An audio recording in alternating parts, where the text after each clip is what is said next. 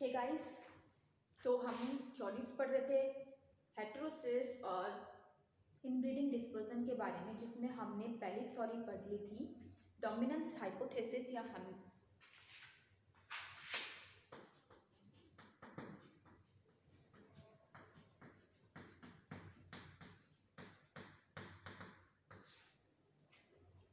इसके बारे में हमने पढ़ लिया था।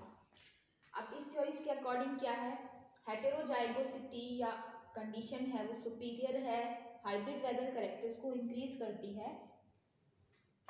जिसमें हमने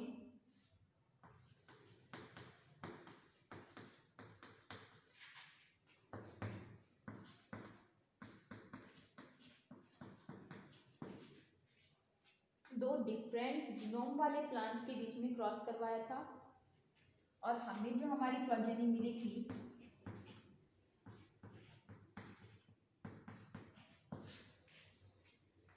वो हेटेरोजाइगस थी और उसमें वैगर कैरेक्टर्स प्रेजेंट थे। वहीं हमने जो हमारा दूसरा केस या सेकंड केस लिया था उसमें हमने दो जेनेटिकली इक्वल पेरेंट प्लांट्स के बीच में सेल्फिंग करवाई थी, सेल्फ पॉलिनेशन करवाया था।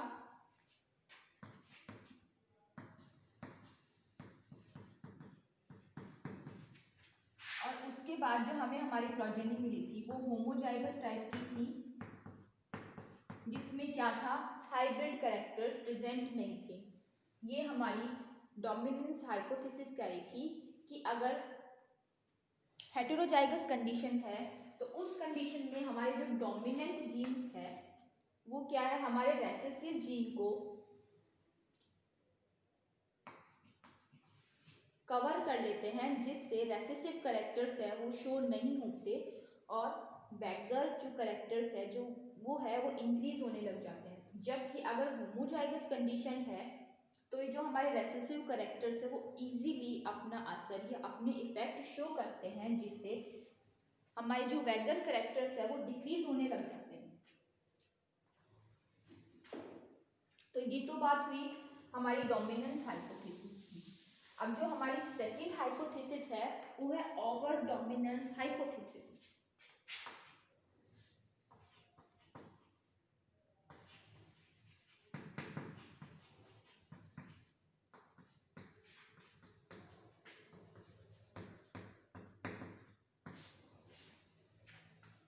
अब देखिए, ये जो ओवर डोमिनेंस हाइपोथेसिस है इसके अकॉर्डिंग क्या है, ओवर डोमिनेंट हेटेरोजाइगोटिक कंडीशन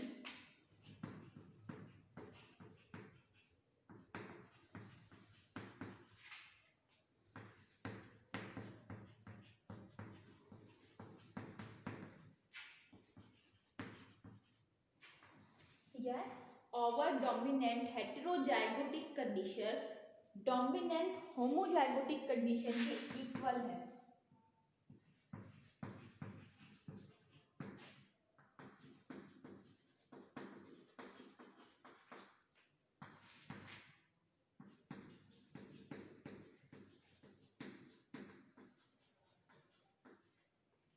इस थ्योरी के according over dominant heterozygotic condition dominant heterozygotic condition के इक्वल होती है। अब इस थ्योरी को है, इस हाइपोथेसिस को है एक और नाम दिया गया है जिसे हम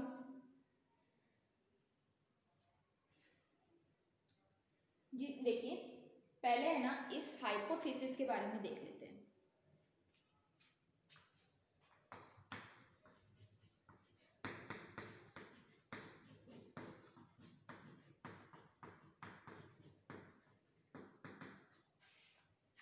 इसको क्या सिंगल जीन हाइपोथेसिस भी कहते हैं।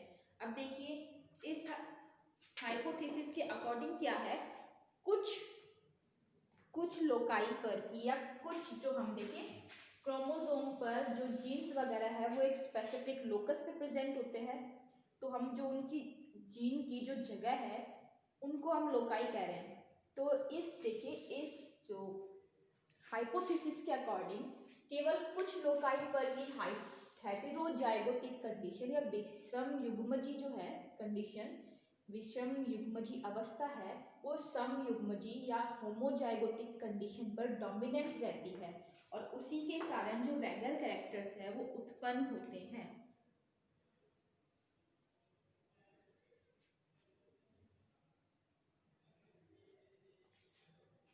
तो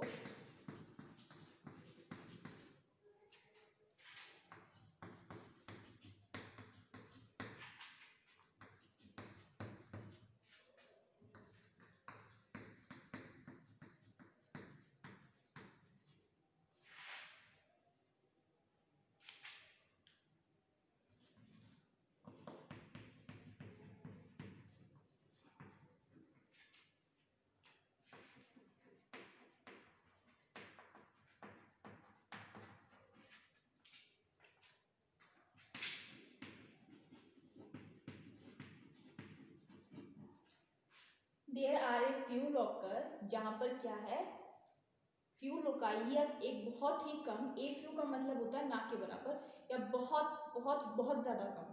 तो जहां क्रोमोसोम पर एक बहुत कम लोकाई प्रेजेंट होते हैं जहां पर हेटेरोजाइगस है वो होमोजाइगस पर क्या है डोमिनेंट होते हैं या हम कहें सुपीरियर होते हैं।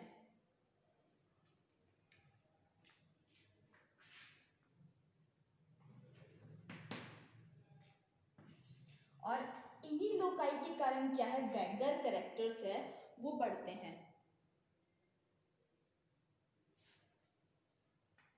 क्या देखिए, मान लीजिए हमने टी और टी का एग्जांपल लेके चलते हैं। तो देखिए ये हमारा रेसेसिव कैरेक्टर है, ये हमारा डोमिनेंट कैरेक्टर है। तो क्रोमोसोम पर ऐसे कुछ ही जगह होंगी जहां पर ये टी स्मॉल टी पर डोमिनेंट होगा और जहां जिस जगह पर ये डोमिनेंट होगा मतलब क्रोमोसोम पर ये कुछ जगह है, ठीक है, यहाँ पर टी क्या है कैपिटल टी स्मॉल टी पर डोमिनेंट है, ठीक है। तो अब जो वैगल कैरेक्टर्स हैं वो इन जगहों के समानुपात में बढ़ेंगे, मतलब जितनी जगह पर कैपिटल टी स्मॉल टी पर डोमिनेंट होगा प्रभावी होगा उसके अनुपात में या उसके समानुपात में जो वैगल कैरेक्टर्स है वो इंक्रीज हो जाएंगे। जैसे कि यहाँ पर मान लीजिए 3 जगह डोमिनेंट है तो 3 गुना वैगल कैरेक्टर्स इंक्रीज हो जाएंगे। अगर 6 जगह वैगल ये 6 जगह डोमिनेंट है कैपिटल टी तो 6 गुना वैगल कैरेक्टर्स इंक्रीज हो जाएंगे। तो क्या है वैगल कैरेक्टर से डोमिनेंट लोकाई के प्रोपोर्शनल में बढ़ते हैं या उसके समानुपात में बढ़ते हैं, उसके अनुपात में बढ़ते हैं।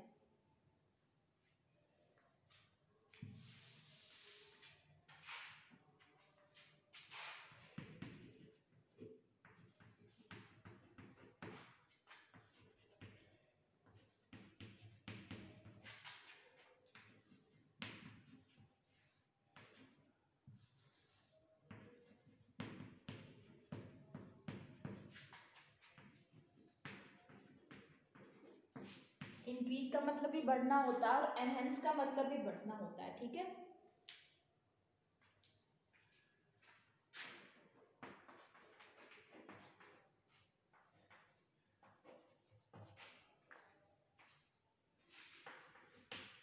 क्या होगा जो वैगल कैरेक्टर्स हैं वो उस लोकाई के अमाउंट में या लोकाई जितनी ज्यादा जगह है जहां पर वो डोमिनेंट है उसके अकॉर्डिंग क्या है बढ़ते जाएंगे।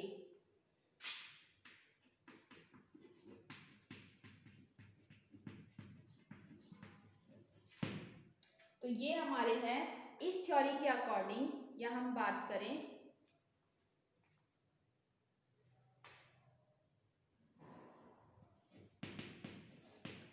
इस थ्योरी के अकॉर्डिंग क्रोमोसोम पर बहुत कम ही लोकाई होते हैं जहां पर हेटेरोजाइगस कंडीशन है वो होमोजाइगस कंडीशन पर प्रभावी होती है और उसके प्रोपोर्शनल या उसके समानुपात में ही वैगल कैरेक्टर्स इंक्रीज होते हैं, ठीक है। अब देखिए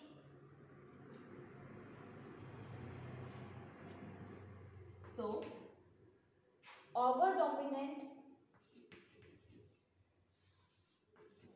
according to it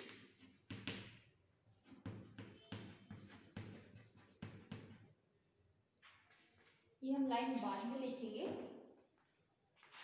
पहले आपको एक एग्जांपल देती हूँ। अब देखिए, हमारे पास जनरली कुछ पौधे मिलते हैं, क्रॉप्स मिलती है, जैसे गेहूं, चावल। ये क्या है, नेचुरली क्या होते हैं, ये होमोजाइगस होते हैं, नेचुरली होमोजाइगस होते हैं। लेकिन इनमें कभी भी क्या है ना, वैगर कैरेक्टर्स डिक्रीज नहीं होते, इनमें नुकसान नहीं होता, उनका लॉस नहीं होता है वैगर कैरेक्टर्स का, ठीक है। जबकि वो क्या है, वो होमोजाइगस होते हैं। तो इसके ऊपर देखिए, इसके ऊपर कहा गया कि जो इनमें जो हमारे क्रॉप्स प्लांट है, गेहूं, चावल, इनमें क्या है, नेचुरली सिलेक्शन होता है, ठीक है। नेचुरली सिलेक्शन होता है, और नेचुरली क्या है, इनमें सेल्फ पॉलिनेशन होता है। होमोजाइगोटिक कंडीशन में क्या है, नेचुरली होती है। और इनमें जब एक लंबे समय के बाद में इनमें जो रेसेसिव कैरेक्टर्स होते हैं वो नेचुरली एलिमिनेट होते जाते हैं, जिसकी वजह से इनमें वैगर का लॉस नहीं होता है, और ये सारी जो प्रोसेस होती है वो नेचुरली होती है। तो इनमें जो हमारी जो होमोजाइगस कंडीशन है, होते हुए भी पीढ़ी दर पीढ़ी या कंटिन्यूअस इनब्रीडिंग होने के बावजूद भी इनमें क्या है, वैगर कैरेक्टर्स का लॉस नहीं होता है। एक बार वापस से रिपीट करते हैं, हमारे कुछ प्लांट्स है वो नेचुरली होमोजाइगोटिक कंडीशन होती हैं, उनमें हमेशा पीढ़ी दर पीढ़ी या कंटिन्यूस उनमें इनब्रीडिंग होती है, और जो उनकी प्रोजेनी मिलती है वो भी क्या होती है, इनब्रीड होती है, वो भी होमोजाइगोटिक कंडीशन वाली होती है। लेकिन उनमें फिर भी वैगर कैरेक्टर्स का लॉस नहीं होता है, क्योंकि उसमें लगातार नेचुरली इनब्रीडिंग होने के साथ साथ नेचुरली एलिमिनेशन भी होता है इंफीरियर कैरेक्टर्स का नेचुरली एलिमिनेशन भी होता जाता है, जिसकी वजह से होमोजाइगोटिक कंडीशन होने के बावजूद वो सुपीरियर या वैगर कैरेक्टर्स वाले होते हैं।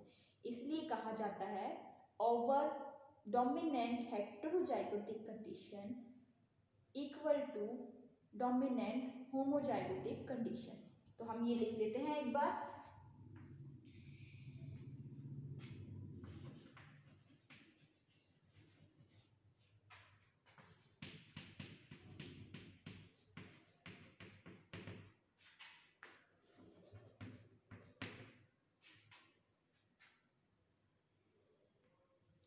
हमारी जो हेटेरोजाइगोटिक कंडीशन को हम कहें कि हेटेरोजाइगोटिक कंडीशन है, ये हमारी क्या है, हेटेरोसिस को डिफाइन करती है।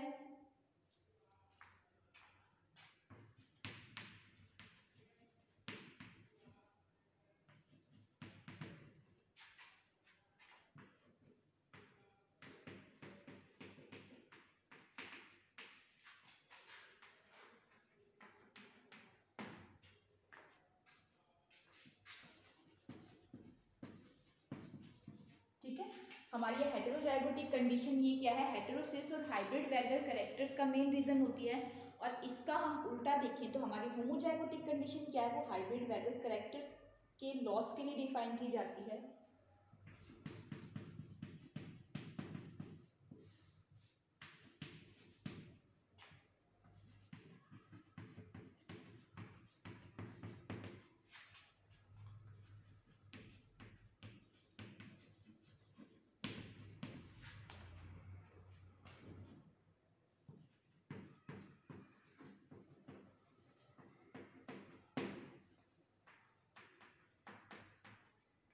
हमारी होमोजाइगोटिक कंडीशन है वो वैगर कैरेक्टर्स के लॉस के लिए डिफाइन की जाती है। ये तो बात हम शुरुआत से पढ़ रहे हैं, जब हमने चैप्टर चालू किया हेटेरोसिस का और हाई इनब्रीडिंग डिस्पर्जन का, तो शुरुआत से हम बात कर रहे हैं कि हेटेरोजाइगोटिक कंडीशन क्या है, हेटेरोसिस और वैगर कैरेक्टर्स को बढ़ाती है, जबकि होमोजाइगोटिक कंडीशन वो वैगर कैरेक्टर्स को डिक्रीज कर देती है।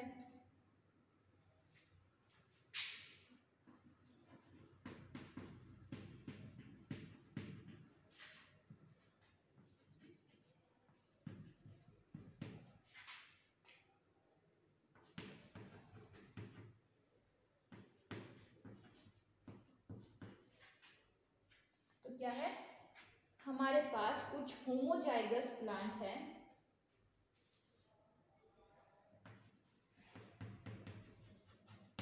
कौन से, हमारे गेहूं, लाइक व्हीट, राइस एक्सेट्रा, ये क्या है, होमोजाइगस प्लांट होने के बावजूद इनमें क्या है, वैगल कैरेक्टर्स का लॉस नहीं हो रहा है।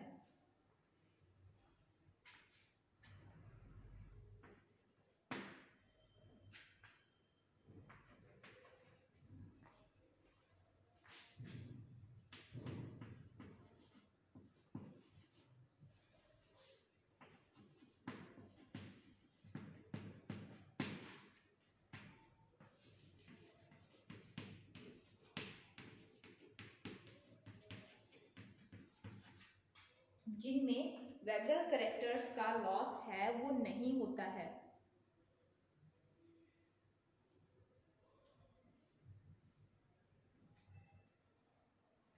तो अब इसका देखिए, अब इसका हम रीजन क्या है कि नेचुरली हम क्या है, इनमें इनब्रीडिंग हो रही है और जो रेसेसिव कैरेक्टर्स है वो एलिमिनेट होते जा रहे हैं। उसकी वजह से क्या है, होमोजाइगोटिक कंडीशन या होमोजाइगस प्लांट होने के बावजूद इनमें क्या है, वैगल कैरेक्टर्स का लॉस नहीं होता है।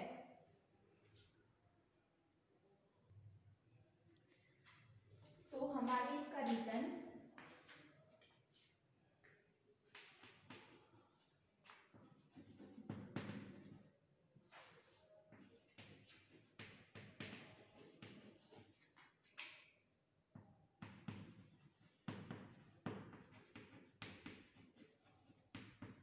naturally continuous inbreeding, ठीक है। नेचुरल कंटिन्यूस इनब्रीडिंग इसका क्या है, मेन रीजन है, क्योंकि हेटेरोजाइगोटिक कंडीशन में क्या है, हेटेरोजाइगस मतलब डोमिनेंट जीन रेसेसिव जीन को मास्क कर लेता है, जबकि नेचुरल इनब्रीडिंग में क्या है, रेसेसिव कैरेक्टर्स है वो एलिमिनेट होते जाते हैं, जिसकी वजह से वो रेसेसिव कैरेक्टर तो लेस हो जाते हैं और प्लांट है वो उस होमोजाइगोटिक कंडीशन के अनुकूलित हो जाता है और प्लांट में वैगल कैरेक्टर्स डेवलप होते हैं। तो इसका सबसे बड़ा रीजन है नेचुरल कंटिन्यूस इनब्रीडिंग।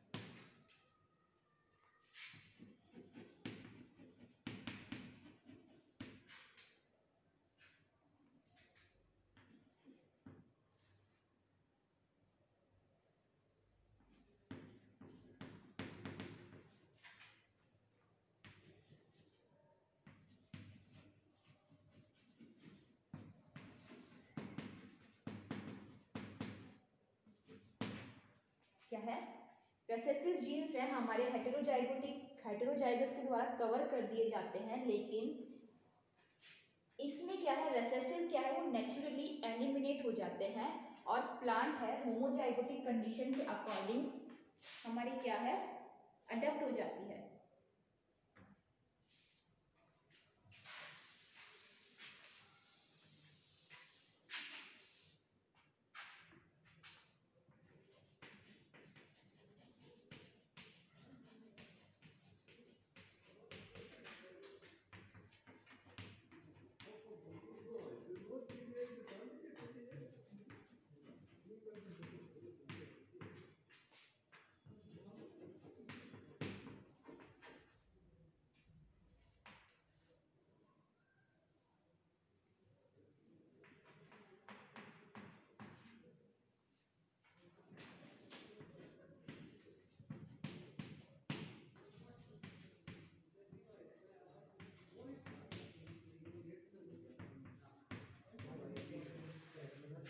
जिसकी वजह से है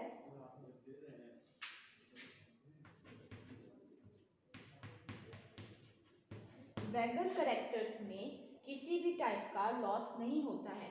प्लांट्स है वो होमोजाइगोस कंडीशन के अकॉर्डिंग अडॉप्ट हो जाते हैं, जिसकी वजह से वैगल कैरेक्टर्स में किसी भी टाइप का लॉस नहीं होते हैं। सो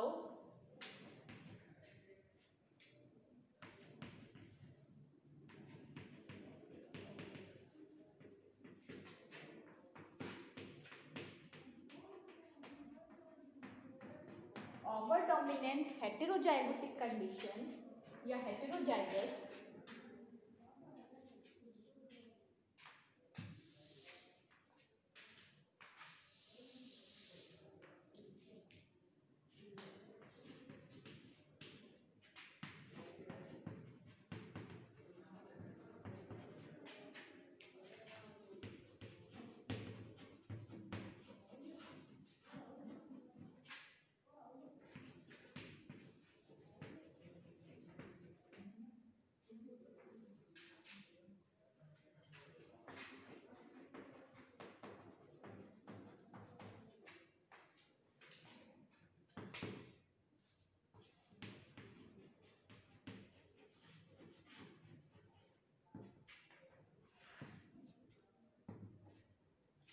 ओवर डोमिनेंट हेटेरोजाइगस किसके डोमिनेंट होमोजाइगस के इक्वल होता है।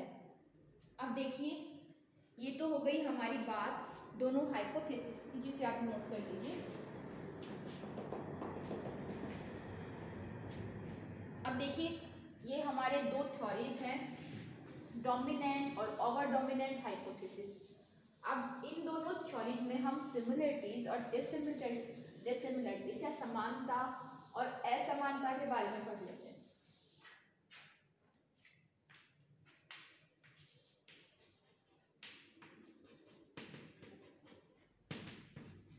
ये तो हो गई हमारी सिमिलरिटीज यानी समानता दोनों थ्योरीज के बीच में, या सिमिलरिटीज बिटवीन, दोनों थ्योरी होगी हमारी डोमिनेंट एंड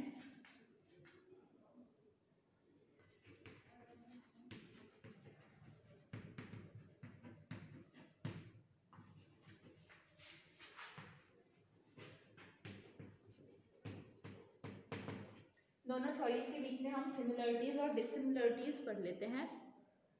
तो देखिए हमारी पहली सिमिलरिटीज तो हो गई कि दोनों थ्योरीज ये कहती है कि हेटेरोजाइगोटिक कंडीशन वैगर कैरेक्टर्स को इंक्रीज करती है और इनब्रीडिंग वैगर कैरेक्टर्स को डिक्रीज करती है।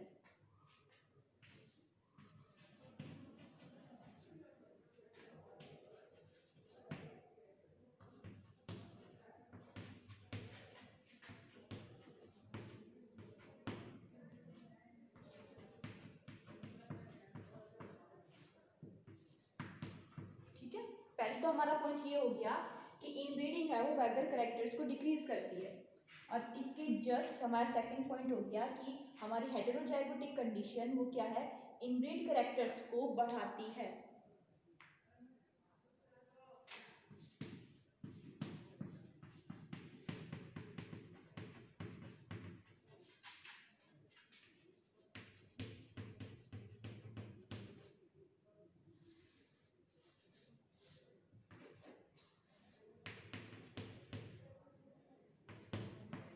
क्या है हमारी क्रॉस पॉलिनेशन वो वैगर कैरेक्टर्स को इंक्रीज करती है।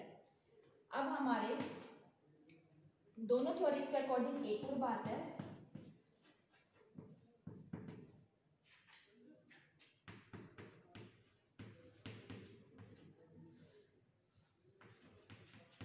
ये हमारा अकॉर्डिंग है, ठीक है, ये अकॉर्डिंग है, इसमें A+C आगे हमने डॉट लगाया।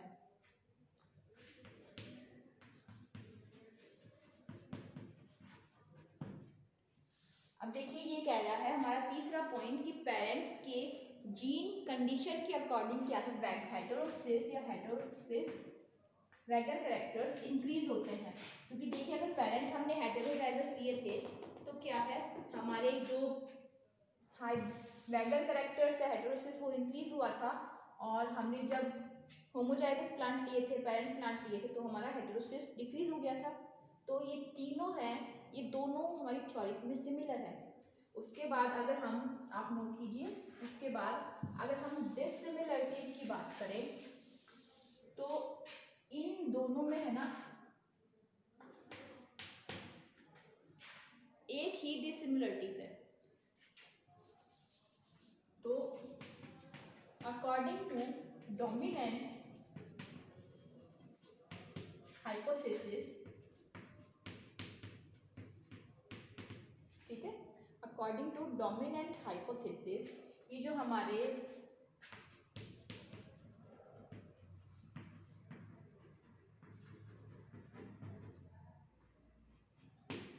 ये जो हेटेरोजाइगस कंडीशन है वो क्या है,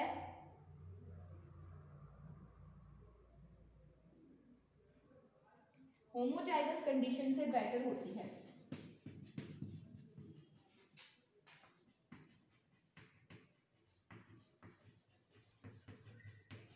ठीक है, और अकॉर्डिंग टू हमारी over dominant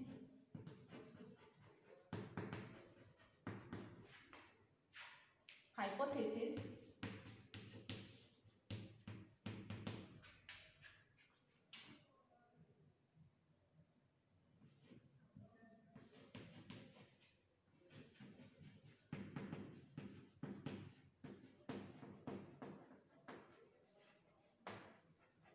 over dominant heterozygous condition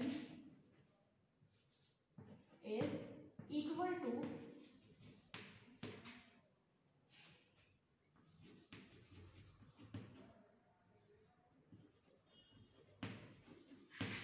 dominant homozygous condition. ठीक है, तो ये हमारी इसमें डिसिमिलरिटीज हो गई हैं, जिसमें एक थ्योरी कह रही है कि डोमिनेंट हाइपोथेसिस के according heterozygous condition homozygous condition से बेटर होती है, वहीं दूसरी कह रही है कि over dominant heterozygous condition dominant homozygous condition के इक्वल होती है। तो ये हो गई हमारी बात दोनों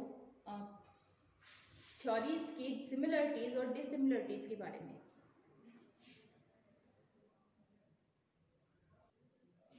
अब देखिए ये आगे हमारे ये अचीवमेंट हैं इन दोनों ये मतलब ये हमारा टॉपिक है हेटेरोसिस इनब्रीडिंग डिस्पर्जन। तो ये हमारे हाइब्रिड वैगर के अचीवमेंट है ये, जिसमें हमारे क्या है, सबसे पहले कॉटन है, इसकी गॉसिपियम स्पीसीज है ये, इसकी H4 और वरालक्ष्मी इसकी स्पीसीज हैं, ब्रिंजल है सोलेनम मेलोंजियाना, इसकी विजय बनाई गई है, चिली यानी कैप्सिकम स्पीसीज इसकी चमत्कार वैरायटी बनाई गई है, मैंगो है मेलेंजियाना इंडिका इसकी मल्लिका और आम्रपाली बनाई गई है वैरायटी, क्रोन या हम कहें मक्का इसकी क्या है गंगा, विकास और जवाहर ये 3 वैरायटी बनाई गई है, और कैस्टर यानी हम कहें अरंडी इसका बॉटनिकल नाम है क्रिसनस कम्युनिस, इसकी गुजरात कैस्टर वैरायटी बनाई गई है। तो ये है हमारे अचीवमेंट इसके ये हाइब्रिड वैगर वैरायटी हैं, ये हेटेरोटिक वैरायटी है ये हमारी। ठीक है, तो यहाँ पर हमारा जो चैप्टर है हेटेरोसिस और इनब्रीडिंग डिस्पर्जन का यहाँ पर खत्म होता है। कल से हम म्यूटेशन स्टार्ट करेंगे।